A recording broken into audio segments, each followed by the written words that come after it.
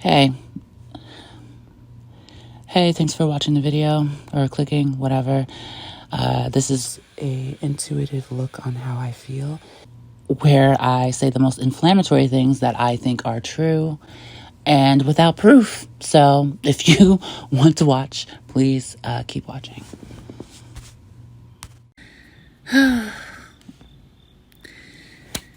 JD Vance.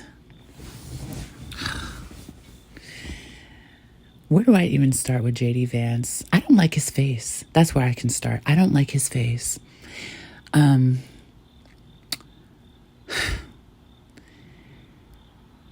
Vance looks like a murderer. He looks like if things didn't go the way that he wanted it to go, if he didn't become a politician, he looks like he would do his wife in and those kids. That's what he looks like to me. His face and when he smiles looks so insincere, and he's been putting on this mask for so long. And when I look at his wife, oh my goodness, when I look at his wife, I can tell he scared the shit out of her one time.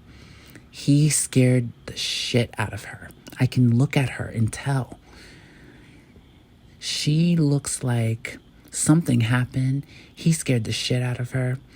And he came back maybe the next day and said, oh, I'm just really stressed. And, with the politics and me trying to do the campaign, I'm just really, and she's like, okay. And she's just committed to being his fluffer buffer. And it's a shame because especially Indian women have set not just Indian women, but Indian culture has set a precedent for being hierarchical. And they feel like Indians, like from India, feel like they are so closely related to Caucasians. And if they really knew what Caucasians were and meant, maybe they wouldn't feel that way. But I say that to say, she stayed. She stayed because she's hierarchical minded, and she tells herself that she loves JD Vance, but really, I feel she does not have it within herself to leave. She doesn't love herself enough. She loves this beast system more, and she's suffering. I can kind of see it. And I feel like I feel like that's evident. Like, it's obvious when you look at the pictures, even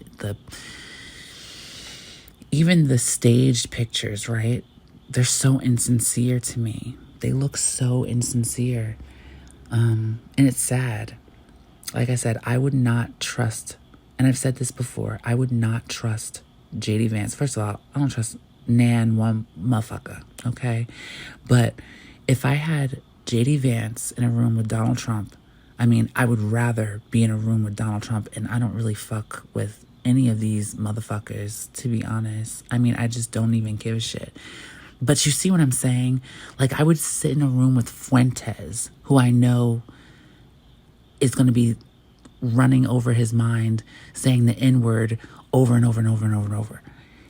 But I it's Fuentes. Who gives a shit? He's a little twerp. What the fuck is he really going to do? You know what I mean? JD Vance, I feel like, really thinks about debaucherous shit.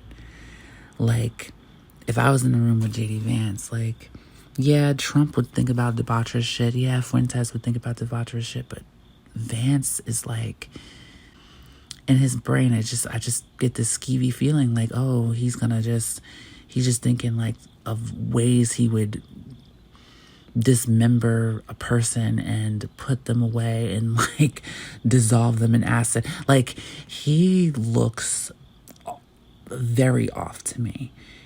Like, his eyes, and when you look into his eyes in a picture, I get the chills. Like, he's dark. He seems very, very dark. And it's crazy because you don't really get to see him too much. He's like there, but he's not there. He's the vice president, whatever. But to the layman, I think he would seem like the everyday kind of guy. No, he's wearing a mask, and that mask is pretty evident to me, and I can see through him, and I can tell that wife is, she's trying. She's trying really hard.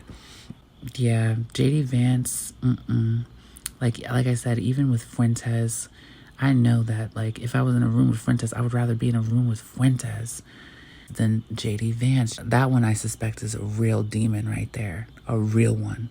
You think Trump is bad? You think even Netanyahu, like, no, Netanyahu is a fucking demon. But, like, Vance is, like, a special kind. A serious special kind. That's all I wanted to say.